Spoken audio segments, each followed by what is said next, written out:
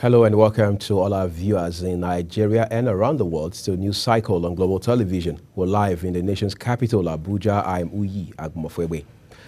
Protesting workers under the aegis of the Nigeria Labour Congress and the Trade Union Congress of Nigeria have shut down government building at the Federal Secretariat in response to the ongoing industrial action against minimum wage. Our correspondent, Deacon Michael, observed that the areas were deserted as workers decided to stay back home.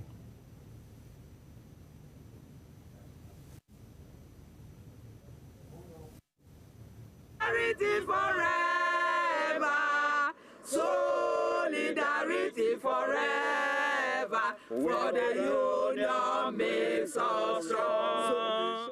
Despite earlier pleas from the federal government for consideration, organized labor has withdrawn their services in a nationwide strike to push for a new national minimum wage for workers. The government have to respond to the call of the workers, because I'm a Christian. The Bible confirmed that even the animal you use to produce your crop, you have to feed it well. The workers are those who produce or who make productivity in an economy and in the country. And the workers must be taken care of. It's not fair at all, because even this money that they say they are paying us cannot feed our dogs. When you go to collect food for dogs, you pay exorbitantly for dogs. My salary cannot even feed a dog in their own house. We are tired of this nonsense and the jamboree going on there. We are really tired. So now we want the government to dance to our music, to come to our aids, because people are dying. There's no justification for that 60,000. It's an insult. It's an insult to us to say 60,000 will be a minimum wage. Benson Opa, head of Information and Public Affairs NLC, said they decided to take the decision following the failure of the Tinubu-led federal government to dialogue and engage stakeholders within the organized labor to resolve the minimum wage. He did his best, but quite unfortunately, his best was not deep enough. He put literally nothing on the table. He simply asked us to go back, suspend the intending strike action, give them 8 weeks to plead with the president to see whether he will be able to add 1 or 2 naira to the 60,000 it has already offered. A member of the monitoring committee insists that the 60,000 figure is unsatisfactory by labor representative. Offering us 60,000 naira is something that we see as highly insensitive, highly unreasonable with respect to the current high cost of living in the country. With today's strike by NLC and TUC, the labor centers their pressure to the government into offering a higher minimum wage. Both congresses are insisting on the 494,000, which they consider adequate to reflect the current rising cost of living. From the Federal Secretariat, Abuja, Deacon Michael reporting for Global TV News. Thank you, Michael. In a bid to stop the ongoing strike by organized labor, the federal government, through the National Salaries, Wages and Income Commission, has extended an invitation to the leaders of the Nigeria Labour Congress and Trade Union Congress. However, it is not yet clear if the labor leaders will attend the meeting. Some unions have shut their workplaces to comply with the directive of the 2 labor unions to embark on an indefinite nationwide strike. Members of the Parliamentary Staff Association of Nigeria have stopped the supply of water to the National Assembly in compliance with the ongoing indefinite strike initiated by the organized labor. PASAN, as it's called, which is under the Nigeria Labour Congress, temporarily suspended electricity and water supply to the 2 structures accommodating the Senate and House of Representatives, along with other amenities within the National Assembly compound. The Transmission Company of Nigeria, TCN, has announced the complete shutdown of Nigeria's power grid by labor unions as the strike by the Nigeria Labour Congress and Trade Union Congress begins. The organized labor started a nationwide industrial action in protests of the 60,000 naira minimum wage proposed by the federal government. TCN spokesperson Ndidi Mba stated that the action is deliberately done by the workers. In the face of the Industrial Action Attorney General of the Federation and the Minister of Justice, Lateef Fagbemi, has faulted the organized labor over the nationwide strike. Fagbemi, in a letter to the Nigeria Labour Congress and the Trade Union Congress leaders, insisted that the strike over the new minimum wage is a violation of a subsisting National Industrial Court order restraining the unions from grounding the nation through the strike action. In compliance with the directive of the organized labor to embark on an indefinite strike, the aviation unions have directed their members to withdraw services at all the country's airports. This was contained in a statement jointly signed by the unions after an emergency meeting in Abuja. The directive comes as all affiliates of both the Nigeria Labour Congress and the Trade Union Congress of Nigeria commended mobilization to ensure total compliance with the union's directive.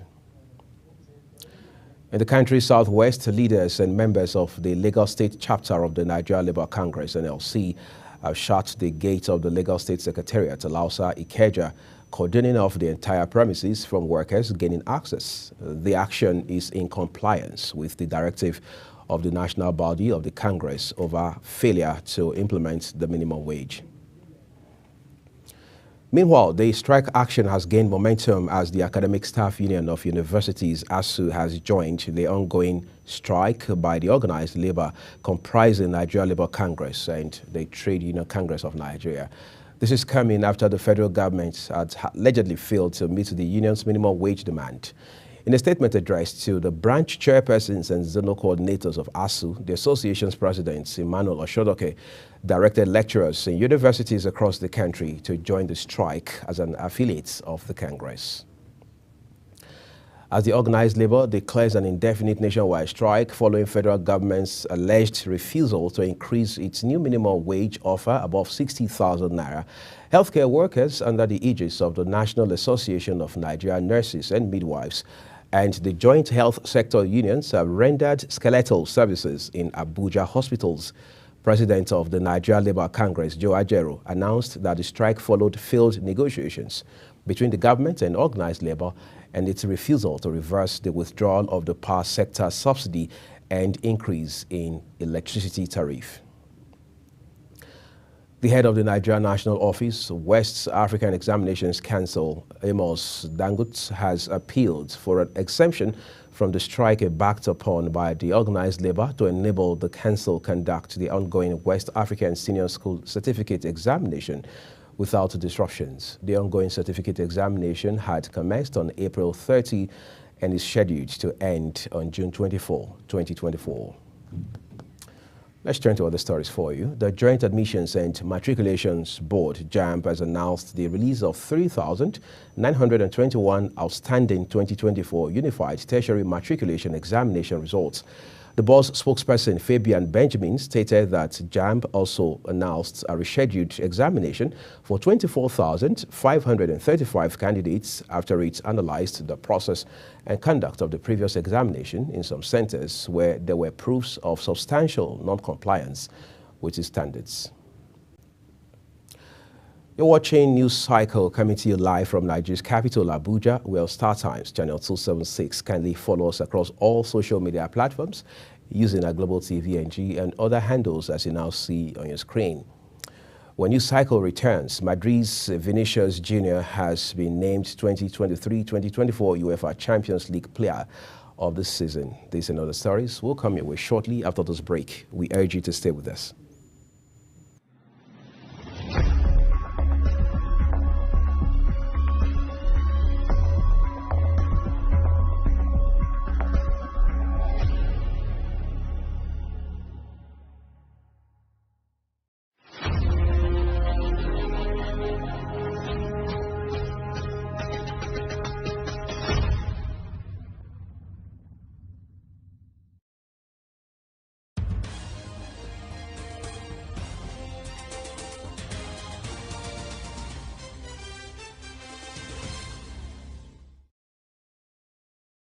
This is Global Television bringing you live broadcast of News Cycle with Thuyi Agumofwegbe. We thank you for staying with us. Now let's take you to the foreign scene where Claudia Sheinbaum has been elected as Mexico's first woman president in a historic landslide win. Mexico's official electoral authority said preliminary results showed the 61-year-old former mayor of Mexico City winning between 58% and 60% of the votes. This gives her a lead of about 30% points over her main rival, businesswoman Xochitl Gálvez. The federal government has revealed that there are ongoing plans to establish 6 mineral resources in the 6 geopolitical zones to boost the mining sector. Minister of Solid Minerals Development, Dele Alake, said the plan is part of President Bola Tinubu administration's commitment to diversifying the country's economy by developing key sectors such as the solid minerals industry. He said the centers are also part of the government's commitment to promoting value addition to its minerals aimed at facilitating multiplier effects on the economy. The Building Collapse Prevention Guild, the Ikoyi Obalende chapter, has called on President Bola Tinubu to intervene in the deteriorating state of some national monuments and federal government property within the Ikoyi area of Lagos State. He noted that the Ikoyi area of the state has recently witnessed a trend of building collapses, adding that it is a rarity in its history marked by strict adherence to construction regulations. The Guild has therefore called for revitalization efforts to safeguard the historic landmarks and mitigate the negative impact on Ikoyi's residents and stakeholders. Let's bring you some excitement from sports now. Ahead of their crucial 2026 World Cup qualifiers against South Africa and Benin Republic, Super Eagles have held their first full training session in Uyo, Akwa Ibom State capital, as more invited players arrived in camp for the outing. The Eagles are scheduled to host Bafana at the Godswill Akpabio International Stadium in Uyo on June 7 before traveling to Ivory Coast, where they face the Squirrels 3 days later.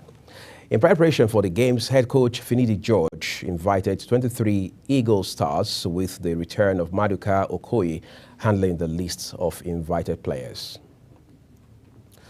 Former Chelsea and Manchester United boss Jose Mourinho has unveiled the new manager Turkish Super League team Fenerbahce. Following days of strong indications that Mourinho was to take charge, the Istanbul club said in a post on X that the Portuguese manager is to attend a ceremony at their Skru Stakragul ground. Arsenal have announced that 22 players will leave the club at the end of their contracts this summer. The Premier League club confirmed this in a statement on its website. Some of the notable names on the list include Women's Super League WSL all-time top scorer Viviane Miedema, who is speculated to join Manchester City as a free agent. Mohamed Elneny, who has been with the club since 2016 and made 161 appearances as a Ghana-ranked wing-back Cedric Soares. In addition, the club also announced that 3 players with the likes of Mario Kozia Dobry, Carl Hein and Royal Waters contracts with the club have run out and are still in negotiation with the Gunners. Real Madrid forward Vinicius Jr. has been named the UEFA Champions League Player of the Season in the 2023-2024 campaign. The award was announced by the UEFA's Technical Observer Panel. This was following the team's performance in the just concluded season. Madrid edged over Borussia Dortmund 2-0 in Wembley Stadium, London, courtesy of a goal from the Brazilian international and defender Dani Carvajal. Junior also turned a series of sensational displays for Madrid across their victorious campaign, chipping in with 6 goals in all, including the clincher in the final against Dortmund. And that's a full circle on the news, and it came to you live from Nigeria's capital, Abuja. Remember, we're Star Times channel 276. Kindly follow us across all social media platforms using our Global TV NG and other handles as you now see on your screen. I'm Uya Agumofwebe saying thank you for watching. Coming up shortly is Big Talk with Michael Edika.